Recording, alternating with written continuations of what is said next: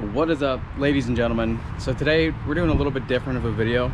I'm gonna show you how to change your lower unit oil in your outboard engine. Let's walk back here. Here's the oil that I have. Quicksilver, made by Mercury, as far as I know. Make sure you put in the right oil for your engine. Let me go ahead and uncover this real quick. Alright, got the engine uncovered. I have a 2001 90 horse 2-stroke Mercury. Now this is going to be pretty standard on all of your outboard engines, but there's going to be a screw right here that says oil level, and then there's going to be another one we come down the engine right at the bottom by your skeg. So we're going to start off. I'm going to take off my transom saver here. Go ahead and undo the strap. Set it up on the boat, that'll be fine.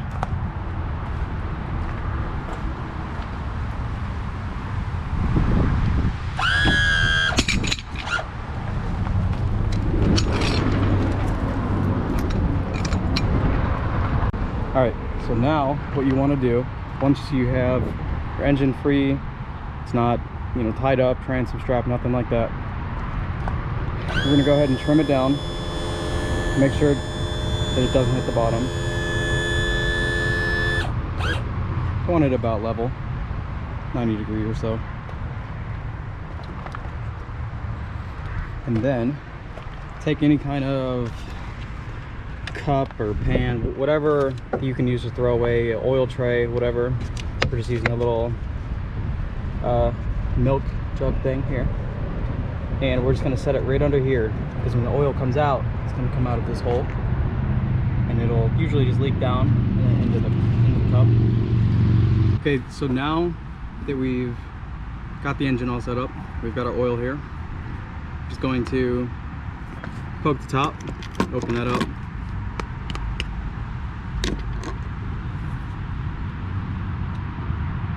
And do not forget to also buy it's a little pump for these little oil bottles. I do have one here from an older bottle, and as you can see, this is just going to connect right up to the engine, and then you'll pump the oil into it, into the lower unit. So we're going to go ahead and take this one off, just like so. And we're going to put it on the new bottle, just like that. Alright, let's bring it down to the ground and we'll show you what we'll do from there. Actually, before we get down to the engine, the lower unit, you are going to need a flat-headed screwdriver. It's a pretty big screw, so use a bigger tip. And you're also going to want a cloth to wipe off any oil that gets on you, the little screw, or your screwdriver.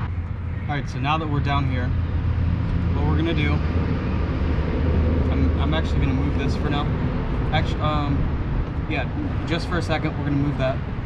And what we're going to do is we're first going to undo the bottom screw, lefty-loosey, nothing fancy on this. And then we're going to undo the top one. The top one holds the pressure. One thing I can tell you is to be ready to grab the bottom screw when it comes out, because there's also going to be some oil that comes out with it as well. Top screw, you don't really have to worry about. It should be fine. There might be a little bit of oil on it, but just make sure you don't lose these. Big tip there. Okay, so I do want to note that I had some extra oil that was in the old container, but it wasn't enough. It was about 400 milliliters, and it wasn't enough to completely top this off. So I'm not going to do a full draining of the oil, but I'm going to show you exactly what to do and how to do it if you wanted to do a complete lower unit oil change, which you should do pretty much every year. I mean, some people don't, but I would definitely recommend it to keep your engine's life So, all right, let's get into it. Now, the reason I moved my pan for now is just in case that bolt drops too fast. Or if I fumble it and it lands in there, it already has oil in there from the last time. So you can certainly keep your pan, cup, whatever under there while you do this. I'm just not going to because I have stuff in there already. So once we undo the bottom screw, again, we're going to undo the top screw second. At that point, your cup or pan should be underneath. You're going to let this drain out. You know, I would probably leave it for like a half hour or so to make sure it's all drained out.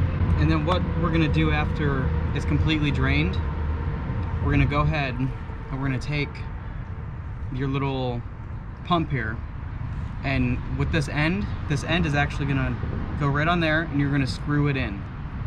After that, we just begin pumping the oil into your lower unit until it comes out at the top, at which point you can then come down here, put your screw back in here, put your screw back in there, and you're completely done.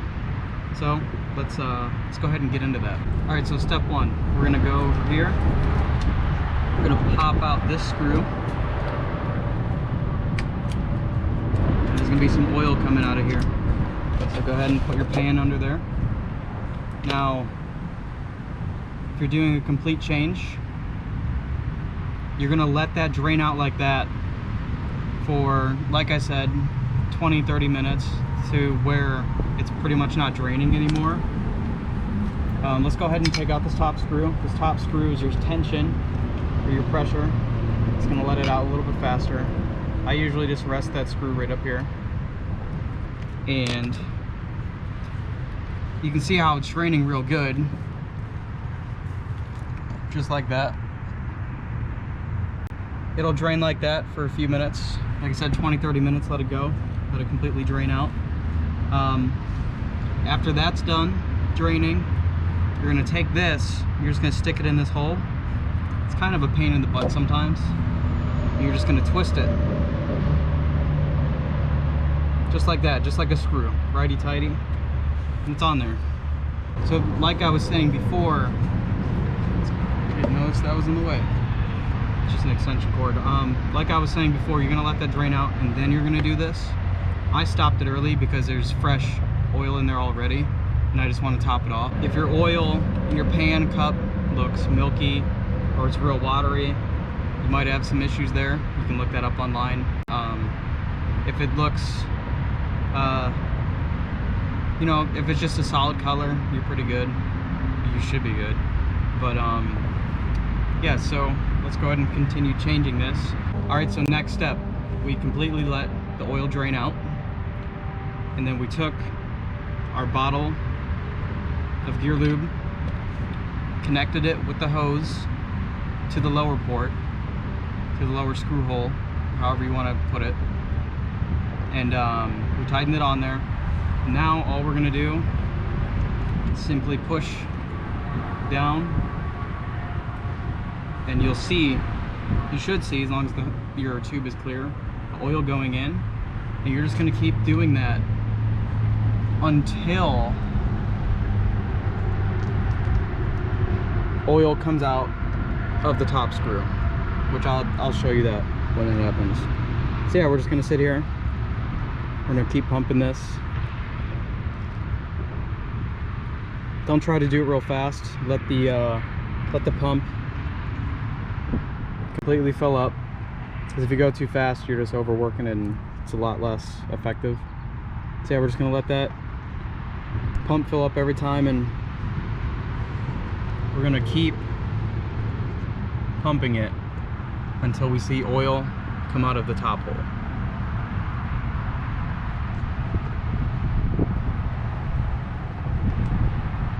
So this is a 32-ounce bottle, and the last time I did this, it used just about over half of a bottle,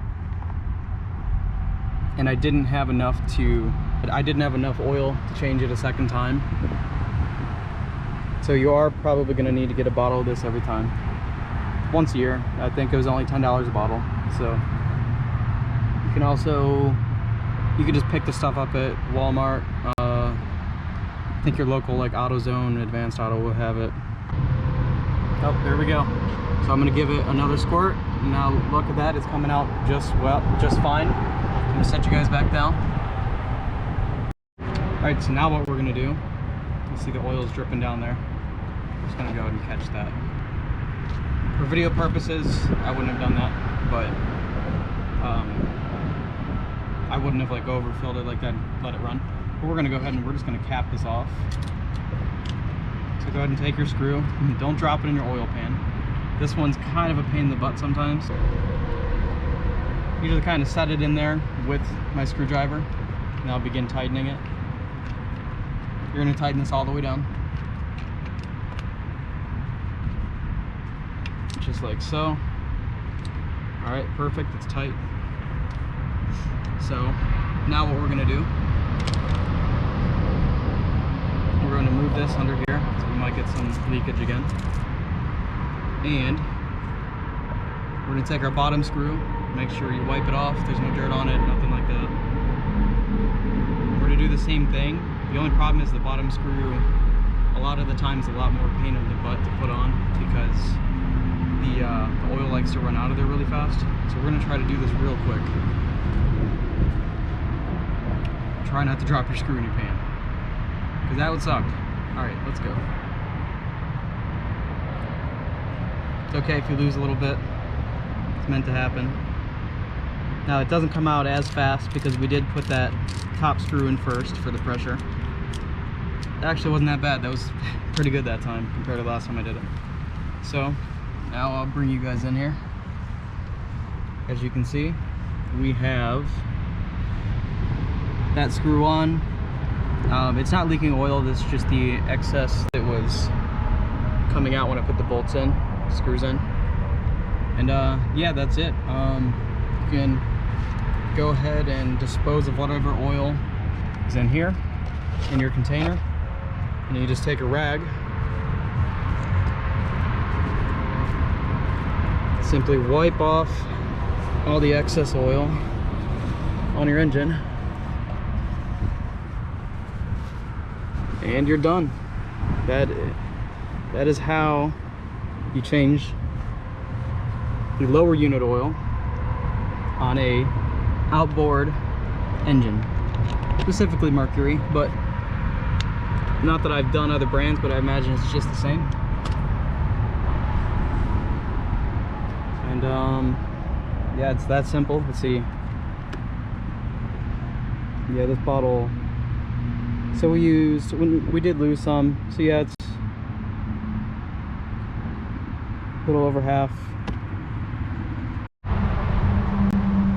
All right, so once again, hopefully that was a pretty instructive video for you. Pretty simple. No need to take this to a mechanic to do it, nothing like that. So I hope you guys liked the video. I hope it was very informative. It's pretty simple. Like I said, no need to take it to a mechanic, anything like that. You can do this every year by yourself. And